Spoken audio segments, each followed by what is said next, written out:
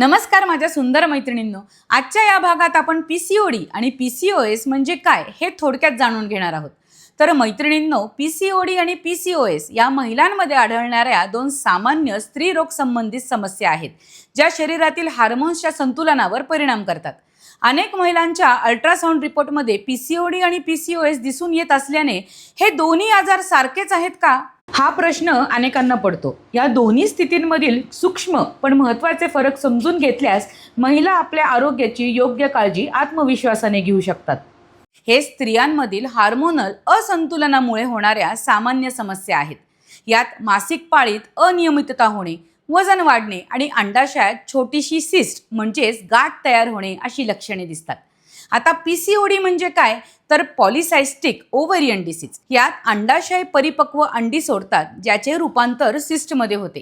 आणि पीसीओएस म्हणजे काय तर पॉलिसायस्टिक ओव्हरियन सिंड्रोम। हा एक गंभीर मेटाबॉलिक आणि हार्मोनल विकार आहे, ज्यामध्ये शरीरात एंड्रोजन म्हणजे पुरुष संप्रेरकची पातळी वाढते।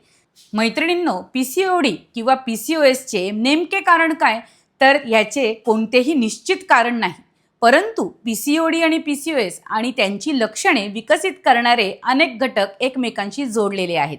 पहिलं कारण हार्मोनल असंतुलन म्हणजे इन्सुलिनची पातळी वाढणे आणि एंड्रोजन प्रेरक वाढणे। दुसरी गोष्ट म्हणजे अनहेल्दी लाईफस्टाईल म्हणजे चुकीचा आहार आणि व्यायामाचा अभाव। तिसरी गोष्ट म्हणजे अनुवंशिकता। याचा अर्थ जर तुमच्या कुटुंबात कोणाला हे असेल तर तुम्हाला देखील होण्याची शक्यता असते। पण मैत्रिणींनो, चांगली गोष्ट म्हणजे काय तर योग्य डायट, रेग्युलर एक्सरसाइज आणि डॉक्टरच्या सल्ल्याने पीसीओडी आणि पीसीओएस कंट्रोलमध्ये ठेवता येऊ शकतो। तर तुम्हाला आजची हेल्थ टिप्स कशी वाटली आम्हाला कमेंट करून नक्की सांगा आणि अशाच माहितीपूर्ण व्हिडिओसाठी आय लव्ह नगर न्यूजला फॉलो करायला विसरू नका।